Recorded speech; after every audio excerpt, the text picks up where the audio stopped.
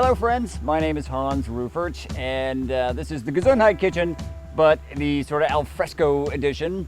And if you've seen our episodes in the past, from time to time we'd like to get out of the kitchen and talk about nutrition. So there's the whole sort of fun and sometimes glamour of food and flavors and all of those things. But if you are having issues with digestion, or if you are sort of gastrically compromised, as I am, and I have no stomach for if this is your first time, oftentimes we like to talk about nutrition and sort of the how it works, like the nuts and bolts of how this works.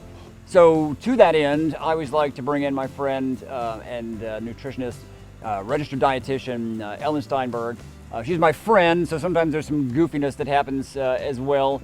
But usually if I have a question, she is my go-to. And so today I kind of was recently diagnosed with osteopenia, which I'd never heard that word before. Right. And osteoporosis. Now, I will say that osteoporosis I've always thought of as an old person's disease. Right. And there was a time in my life where I didn't think I was going to get to be an old person.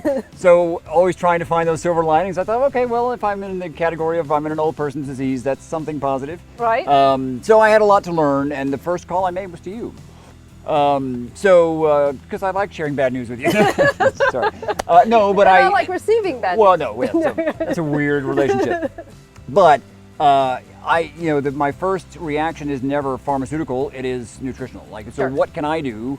And since I'm in the kitchen anyway, so let's talk about not so much the disease, but I mean calcium. And it's a bone disease, and bones are made out of calcium, so how do I get that in?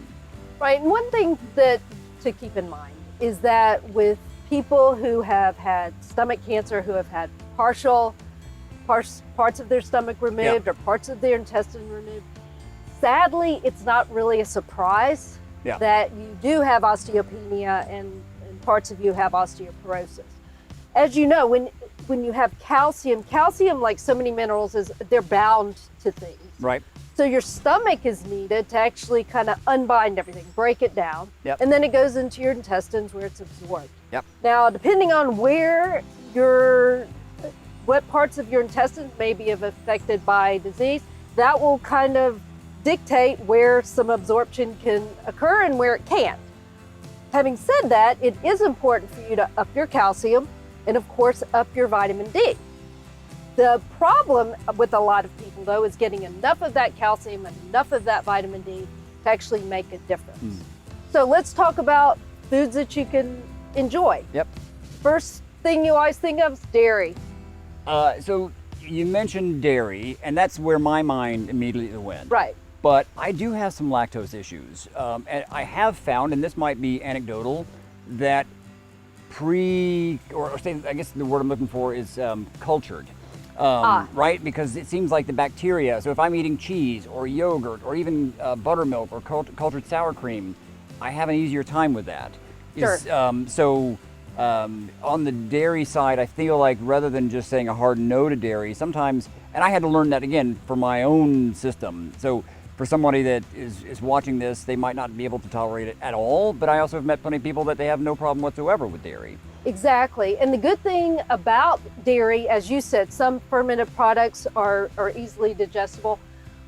If you were to pick a yogurt and you were trying to decide between, say, a Greek yogurt and regular low-fat yogurt, in this case, if you're going for the calcium, I would say choose just the low-fat yogurt without added sugars, because that has a little more calcium than the Greek yogurt, which has a little more protein. Right.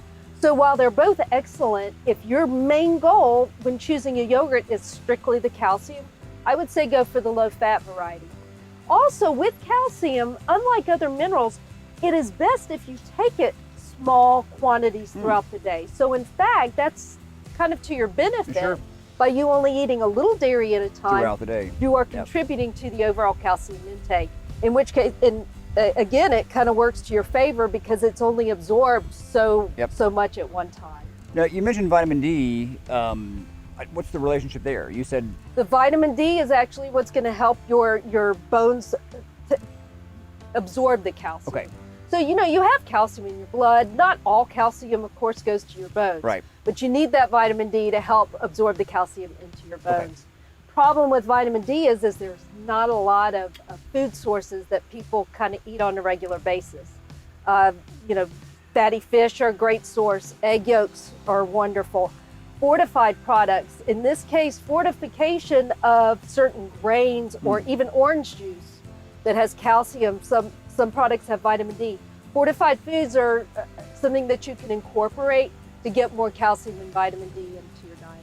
This may or may not be relevant to this, but I'm going to ask it while we're talking about it. Enriched, is that something, like I see that sometimes on a food label, enriched or fortified. Does that sort of mean the same thing, or does it just mean supplemental things have been added to it, or? Well, enriched is when, as you know, when they process anything, especially a grain, to make a something that's a whole grain, not a whole grain anymore, they remove so much, like the bran and parts of wheat. When they remove it, then they put back stuff to give you those vitamins and minerals. So that's what is termed enriched. Okay. They remove it, they enrich it, put it back. Yeah. Whereas fortified means they didn't necessarily remove it, they're just adding it to. I see. It does seem almost counterintuitive. You take this great whole grain, you break it apart into its components, and then you add them back together. Right. You know, rather than just eating the whole the whole grain. thing. Which seems. Yes. They didn't ask us, did they? They just went ahead with their break it down plan. So the other thought is, okay, so if dairy is totally out of the question, I know there are supplements, and I think that's where someone should consult their individual doctor, right, on like what they can Absolutely. absorb. And again, though, to your point that dairy, it's not all about the dairy. There is calcium in leafy greens. If you like nuts, my choice for a nut would be an almond. It has the most calcium of any of the nuts. Again, fortified products. So there are sources you can go to get calcium that aren't dairy. Okay. The dairy, though, is where the biggest punch is. Most bang for your buck. Exactly. So having said that, you can supplement. Sometimes it's necessary, and that would be a doctor question, but it can range depending on individual needs. But typically, if you're going to take a calcium supplement, it should be paired with a vitamin D supplement as well. I vaguely remember like vitamin C and calcium too, or maybe it's a calcium citrate or something, wasn't there? Yes, but also vitamin C actually helps with iron absorption, and there are a lot of times with different minerals, vitamins and minerals, they do work in sync with each other to help absorb. Yeah, it's funny because and I say funny only in the greater sense of the word funny, but it seems like we try to break foods down into their individual components, and then we try to sort of pick and choose the things that we think that we need. Right. But so often it comes back to eating the whole food gives you the most bang for your buck. I agree with that, and so oftentimes we make it harder than it has to be. Yep.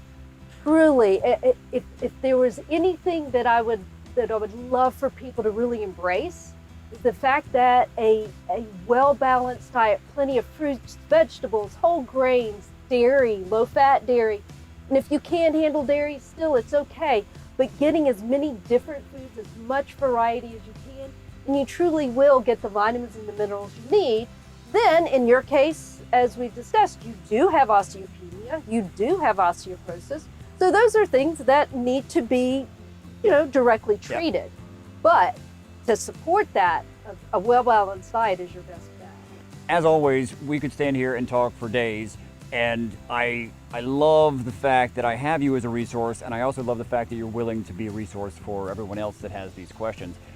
One thing I always want to stress is that this is so individual based on you and your needs. The idea of these things might be sort of universal truths, but depending on where you are in recovery or in early diagnosis, it needs to be kind of consulted with your medical team. But being mindful of those things, I think, helps tremendously. And don't be afraid of the diagnosis or prognosis. Think of what can I do personally to try to overcome that. So thanks again, as always, for joining us. Always look forward to coming to the Turtle Pond here in Athens, Georgia. Take care of yourself, and we'll see you next time here in the Gesundheit Kitchen. Take care.